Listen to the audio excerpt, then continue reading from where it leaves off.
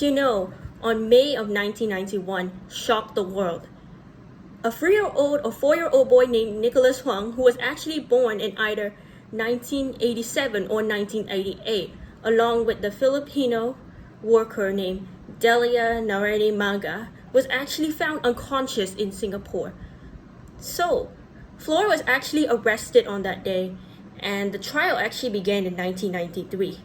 Unfortunately for that, the appeal was denied, and Flora apparently was gone, was gone.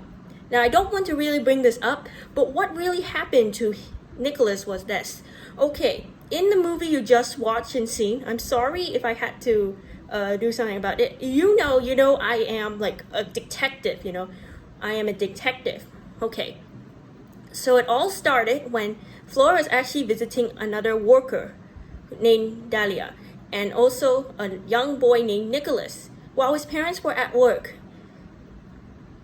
For that, these two ladies were talking in the kitchen until Nicholas was actually found in a bucket of water, which this maid told Nicholas not to play with it. Now, I really seriously mean like this. How can you leave a toddler like that into a bathroom like that? This is like kind of scary, toddlers can just go into the water and just be unconscious for a minute. It's called drowning, if you know what I mean. You seriously know what I mean. Not showing the video, absolutely not, 100% not showing the video. Okay, so then what happened is the two ladies actually gasped to say that Nicholas was actually unconscious. For that, she tried doing CPR, but he wasn't responsive. So then Dahlia actually called the parents to say what happened to her son. Okay, then the thing is this. Okay, so after the mom gave Flora her brunch, the police knocked into the door and apprehended her. But then, why didn't Dahlia get arrested? Why didn't they get arrested? I know Dahlia did the right thing by calling Nicholas' parents, but eventually this case goes straight, This case goes into my opinion, I just seriously mean, why? Just why? Why didn't the police get both of them arrested, Like, this is actually leaving a child or something. I know you've been all hearing about this, okay? Okay, I'm sorry if I didn't want to bring this up, but I haven't been doing these like case study videos in a very long time, This was actually from the 1990s, like that. So I'll just say that Nicholas was actually 3 or 4 years old at the time of the incident, and I would just say that Dahlia was actually found by him. So basically, Flora had like two of the people being their trap, their trap, not wanting to mention anything about it. But when the father comes home, Dahlia notices that she's telling the truth, that it was an accident. But the father actually gets raged out and tries to do something to her.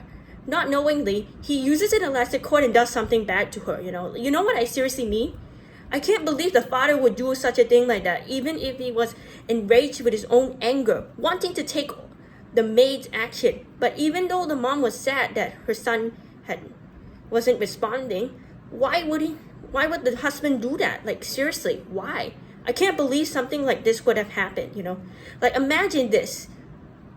If a father apparently does something to a maid like that, this would actually be considered the gruesome thing, like I seriously mean. Okay, but not to mention this. However, the father would have just keep calm and just call the ambulance so that Nicholas would have just be alive by then, Like, I can't believe someone would leave a toddler like that. But why didn't they get Dahlia arrested? Well, eventually, the father was actually angry and decided to take his own anger against her.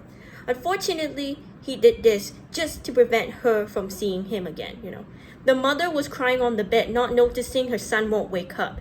But the thing is that Dahlia and Flora would have just called the ambulance and could have just called the parents sooner. Not knowingly, the parents would have come back late and checked on their son. I can't believe this thing would apparently happen. Now, this thing actually goes similar to a lot of cases, like workers going into an Asian country and just working for them. Okay, so I don't want to go into too much of detail right here, but eventually in 1995, Flo eventually was gone, you know. I don't want to mention why she did this, but I'm so sorry, okay? I apologize, you know, like I seriously apologize. I haven't been doing case studies in a very long time, so please bear with me, okay? I know. I know what you're thinking about this, I know. Okay, so that's actually all for this story right now. If you have any questions about this case study, please do let me know. And also for this, do you really think the father did the right thing by doing this to the maid, even though the maid was telling the truth? Well, I would just say in my opinion, yes, the maid was telling the truth about what happened to Nicholas, but he shouldn't have outraged his anger towards her. He should have just stayed calm and just tell the maid, it's okay, it's just an accident, just be careful next time. I mean, people like this, they just raise their anger and just do something to them. That's seriously bad. The father would have just get sent to jail for this, you know. Luckily for that, on March 17, 1995, Flo was actually gone, you know. Flo was gone. Not mentioning about what happened. But all I know from this video that she was actually saying that she was guilty of doing something bad. But in fact, she was proven innocent until she was said that she proved guilty. Although the appeal files have been denied, she was apparently sentenced to this kind of thing. Okay, not getting too much a conclusion right here, but I'm so sorry. Anyways, I think that's all for the case study right now, and I'll actually end the video.